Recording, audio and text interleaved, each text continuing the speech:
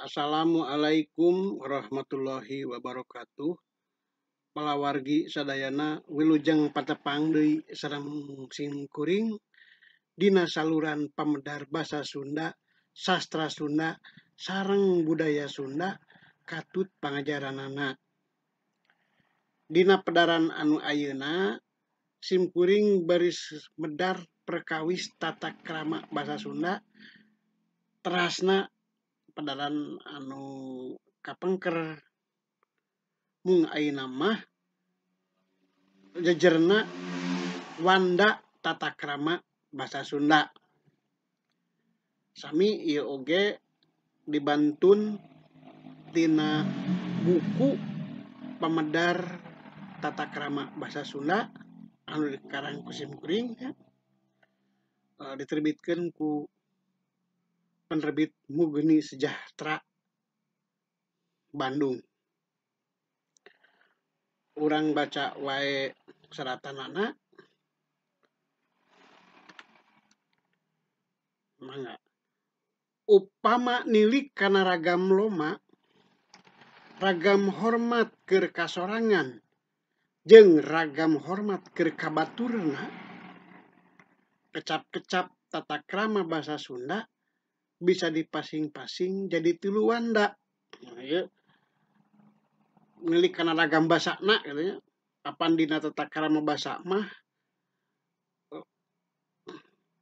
unak usuk basa teh dibagi 3 nyaeta ragam loma, ragam hormat keur kasorangan, sareng ragam hormat keur kabatur. Tah dina kecap-kecapna biasa digolongkeun kana 3 bagian, kana 3 wanda. Nyaeta wanda kahiji, wanda kadua, sareng wanda katilu. Wanda kahiji. Kecap tata krama basa Sunda wanda kahiji nyaeta kecap anu ragam loma, ragam hormat keur kasorangan jeung ragam hormat keur kabaturna henteu sarua. Benten-benten nya. Contona kecap balik eta ragam loma. Ragam hormat keur kasorangan wangsul. Ari ragam hormat keur kabaturna mulih. Jadi balik, wangsul, mulih. Eta kalebet kana wanda kahiji. Conto larapna dina kalimah. Kuring mah moal balik ka ayeuna. Dina ragam hormat keur kasorangan abdi mah moal wangsul ayeuna. Ragam hormat keur kabaturna dupi bapa bade iraha mulih teh.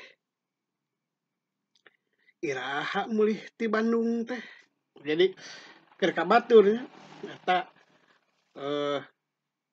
balik, wangsul, mulih. Contoh sejenna indit, miyos, angkat. Kuring rek indit ka sakola. Ma abdi bade miyos ka sakola ayeuna. Ari bapa tos angkat, dupi bapa tos angkat ka kantorna. Keur ka bapa tos angkat. Datang, dongkap, sumping. Kuring kakara datang ti Karawang. Abdi neme dongkap ti Karawang. Kang Ahmad neme sumping ti Karawang. Jadi ieu oge lebet kana wanda kahiji. Imah rorompok bumi.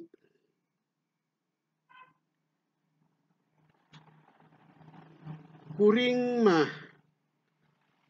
boga imah teh di Bandung. Abdi mah gaduh rorompok teh di Bandung. dupi bumi Kang Iwan teh di mana?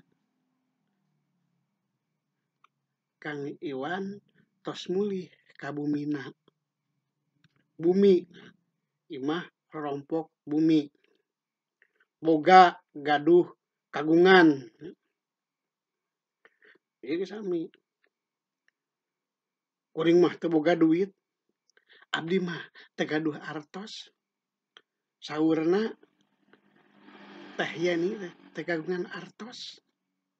Jadi janten adina wanda kahiji mah benten-benten ragam lomakna, ragam hormatkeun kasorangan jeung ragam hormatkeun ka batur. Ngadenge, nguping, ngadangu. Kuring keur ngadengekeun lagu tina radio. Abdi nuju ngupingkeun lagu Sunda tina radio. Teh Tunis nuju ngadangukeun lagu tina radio. Kang Ahmad nuju ngadangukeun anu biantara. Lajengna dahar neda tuang. Kuring mah ari balik kuring mah ari balik sakola teh sok terus we dahar. Abdi mah ari dongkap ti sakola teh sok teras we neda.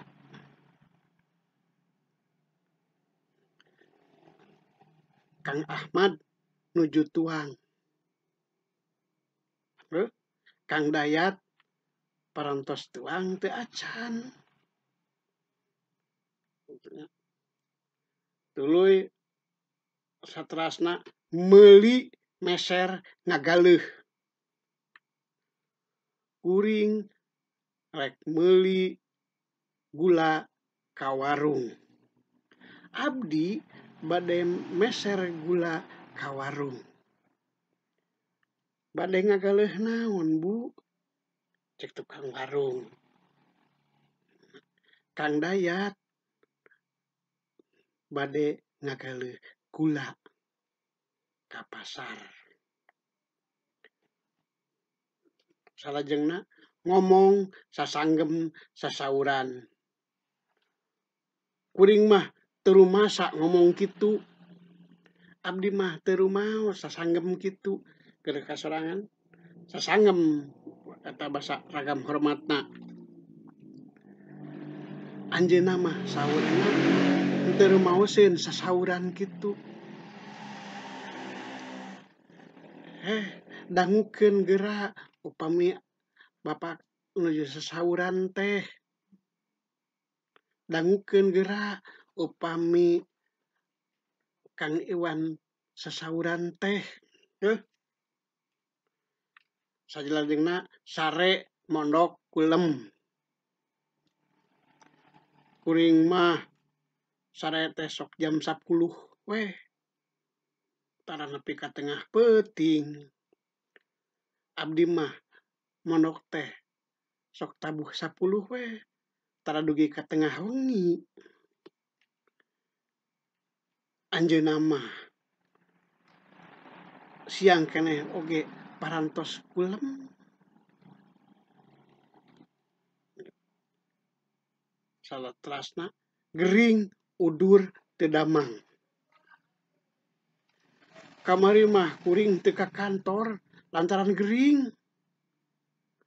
Kamari mah abdi henteu ka kantor kumargi udur.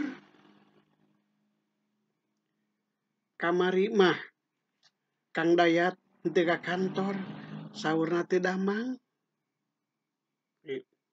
Gering eta bahasa ragam lomakna. Udur ragam hormat keur kasorangan, teu damang ragam hormat keur ka batur. Eta conto tata krama bahasa Sunda wanda kahiji, kecap wanda kahiji. dina bahasa Sunda henteu seueur ragam lebet kana wanda kahiji teh kirang langkung aya 40 kecap anu masih keneh produktif mah teu sajanten kirang teu sakitu. Ta ieu anu sok lepat anu tapi henteu merenah dina ngarapkeunana teh puguh-puguh basa lemes keur ka basa ragam hormat keur kasorangan dianggo ka batur, ragam hormat keur ka batur dianggo ka sorangan. Contona ma ayeuna abdi bade angkat kunaha mah bade mios eta teh punten ma ku abdi mah henteu kadangu kuduna mah henteu ka kuping.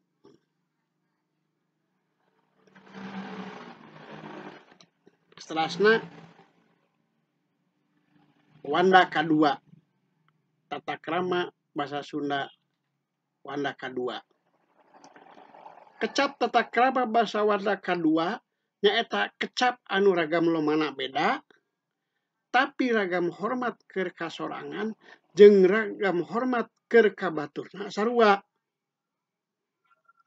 Ieu anu seueurna mah ieu nu ragam kadua ieu.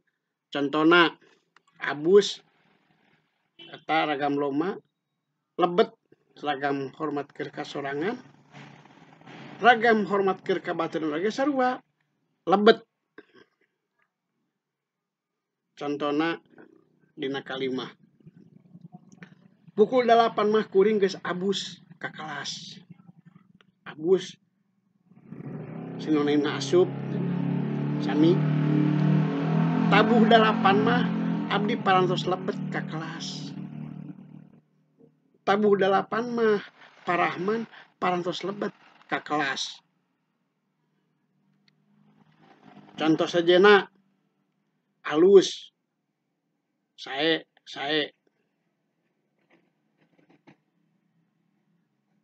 kuring boga baju alus abdi gaduh baju sae teh yani kagungan raksukan sae goreng awon terus gede ageung basa lemes keur kasorangana ageung sami sareng basa lemes keur kabaturna mahal basa lemesna basa hormatna ragam hormatna awis urang sebat ragam hormatna we nya murah ragam hormatna mirah deukeut ragam hormatna caket berat ragam hormatna abot jauh ragam hormatna tebih hese ragam lomana ragam hormatna sesah bisi ragam hormatna bilih sakalian ragam hormatna sakantenan nah janten seseueurna dina kecap tata krama basa Sunda teh ragam kadua anu ieu seseueurna kitu oge henteu dugi ka 1000 kecap seueurna teh nya henteu malih ti payuntos didugikeun dina bag-bagan makena basa mah anu dikarang ku Pakarna Yudi Brata Sapara Kanca kirang langkung 500 kecap atuh anu ku dina kamus dina babaran undak usuk basa Sunda Sacadi Brata mung kirang langkung 800 kecap henteu dugi ka ribuan kitu oge dina entina teh aya anu sinonim sapertos tadi teh abus asup.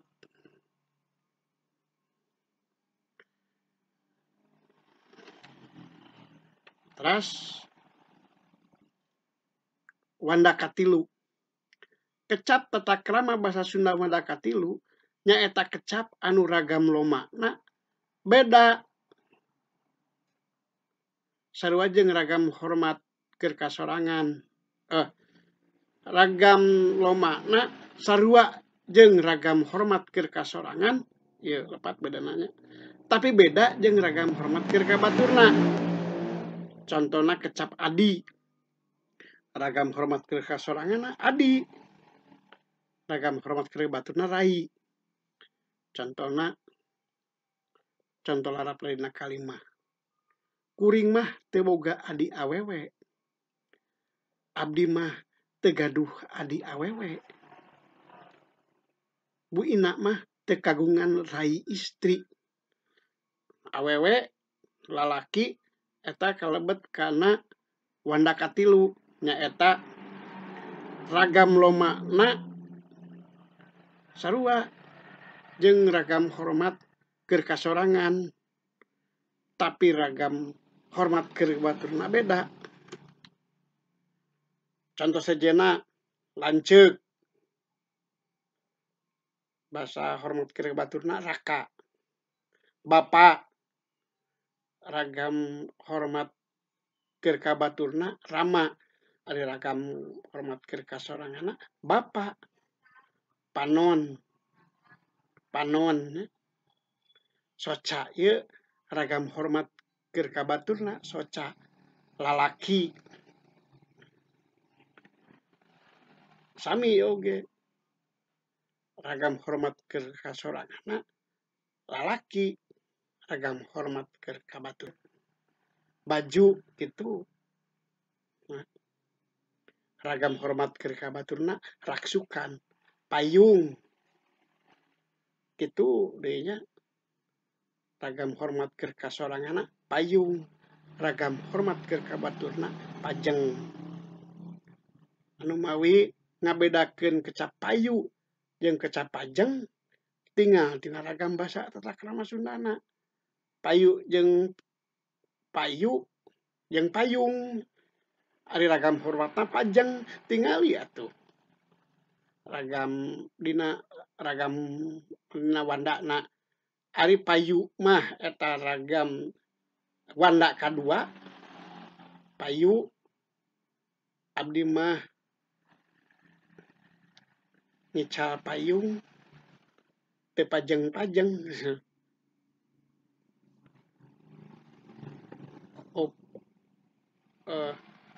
Kang Ahmad mah ngical pajeng teu pajeng-pajeng.